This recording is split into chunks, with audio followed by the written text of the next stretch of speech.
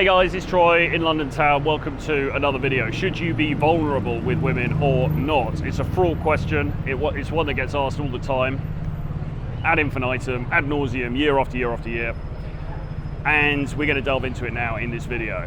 But before I do, subscribe to my Substack, the link is below. Subscribe to this channel, give me a like, give me a comment, all of that good stuff, share, and let's get this party started. So, should you be vulnerable with women? Well, the boilerplate dating coach answer to this is no, because you want to present a hard masculine edge, and being vulnerable doesn't really sit very well with that.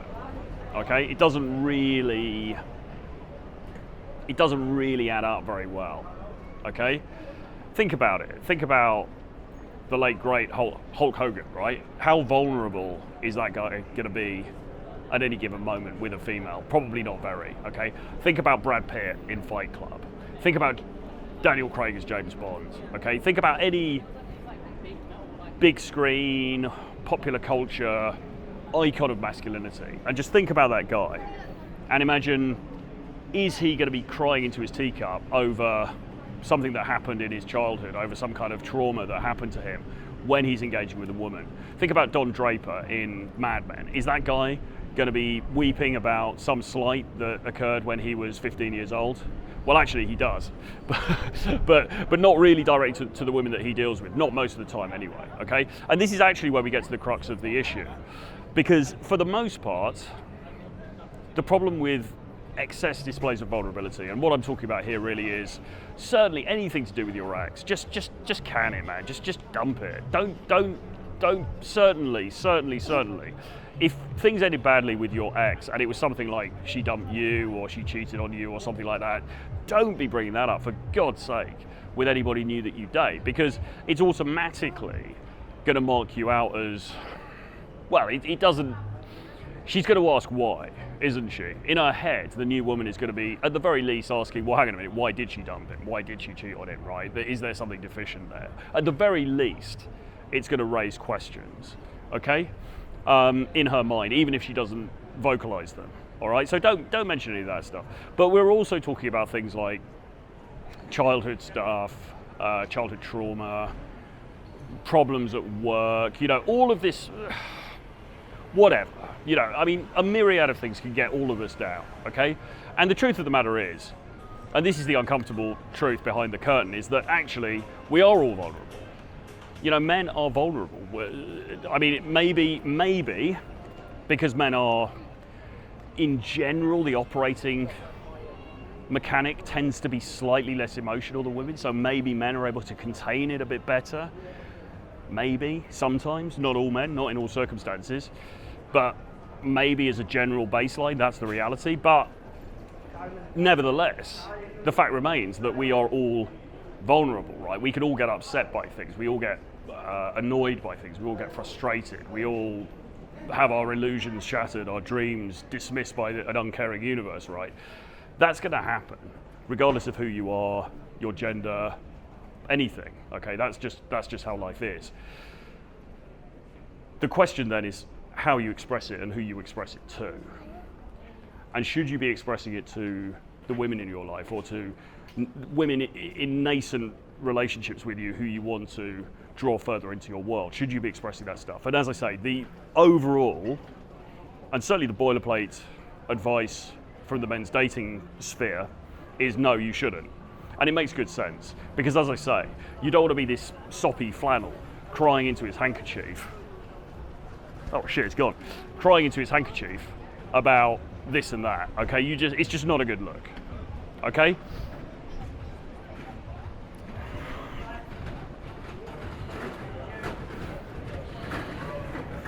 It's just not a good look. But is there a place for some form of vulnerability in relationships? Well, actually, yes, there is. And this is where it starts to get really interesting and quite nuanced, because when you look at Mystery of the Mystery Method fame, so Mystery has some content about what he calls the 5 DHVs, 5 demonstrations of higher value.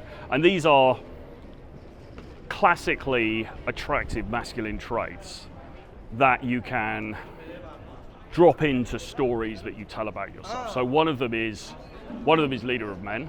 So if you've run a business or been an employer or been a boss, been the captain of a sports team or something like that, that's one of them. Another one is protector of loved ones.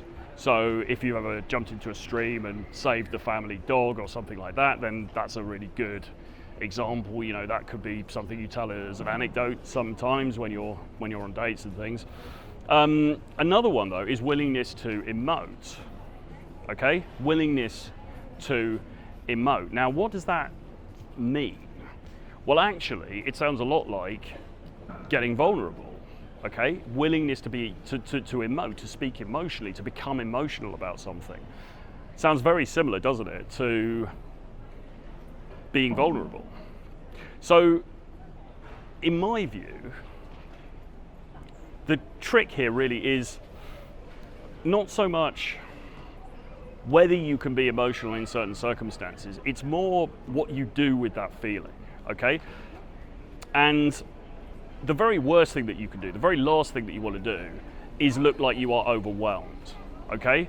The thing that you want to avoid at all costs is the sense that this thing is happening to you, this negative thing is happening to you, and you're completely engulfed by it and you can't control it, okay? That's not what you want to show. But what you can do is you can talk about emotional experiences and things that have happened to you, and even some of the trauma stuff, but with the framing that I've worked through this, I've got over it, and I've come out the other side and I'm a stronger person, or the framing that I am currently working through this, but I can handle it and I will come out the other side as a stronger person. Or even, well, I am engulfed by this thing and maybe it is controlling me, and maybe I won't come out the other side as a stronger person because it's like an addiction or something like that. But I'm carrying it with massive aplomb and poise.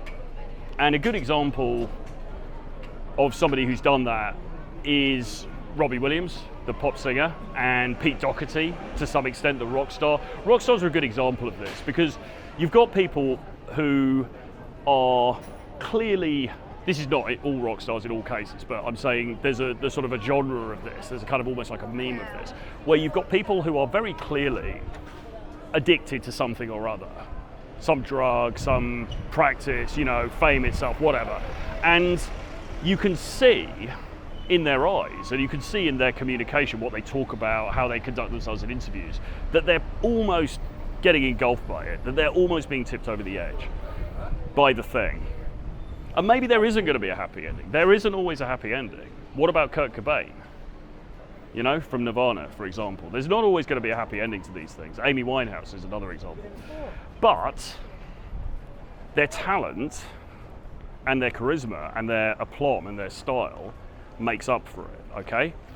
So how do you translate that into a normal life example? Well, if you are somebody who is suffering from something and the prognosis on that thing is uncertain, you've got to be damn sure that you carry it well, okay?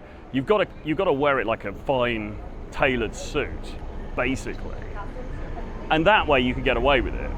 If you're not able to do that and you just come across as a crumbling simp, wailing his heart out on the date, then obviously that's not attractive to anybody.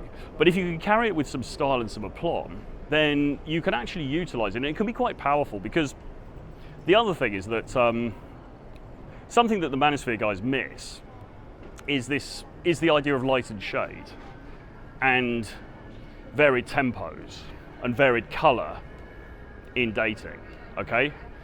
Because by their script, it's about being as alpha as you can, being as masculine as you can, and that's it. Nothing else matters. You've just got to be as alpha as possible.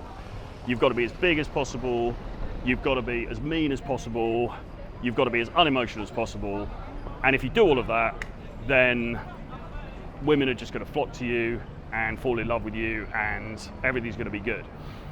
But the reality of life is that actually, if you watch a movie, say you watch an action movie and it's just all action from beginning to end, there's no story, there's no drama, there's no emotion, there's no ups and downs, the hero doesn't suffer any negative consequences at all, he just goes and smashes it every single time.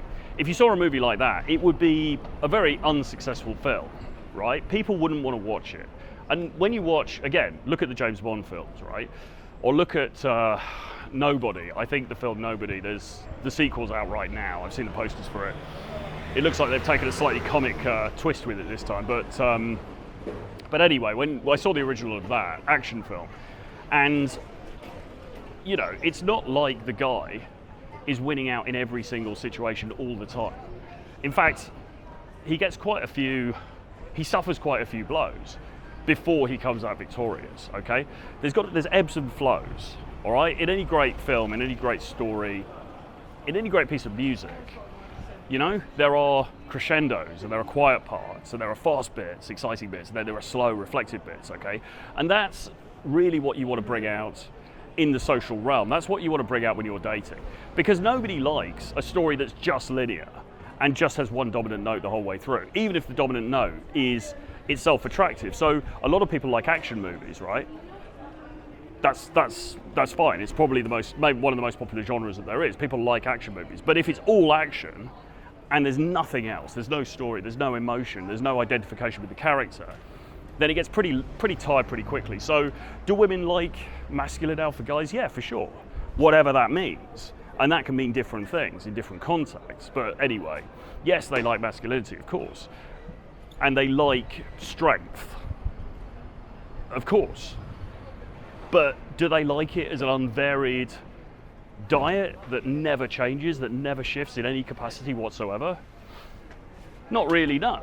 Because storytelling is probably the oldest art form known to man. We're all beguiled and enchanted by stories, men and women. And are you bringing the story or not?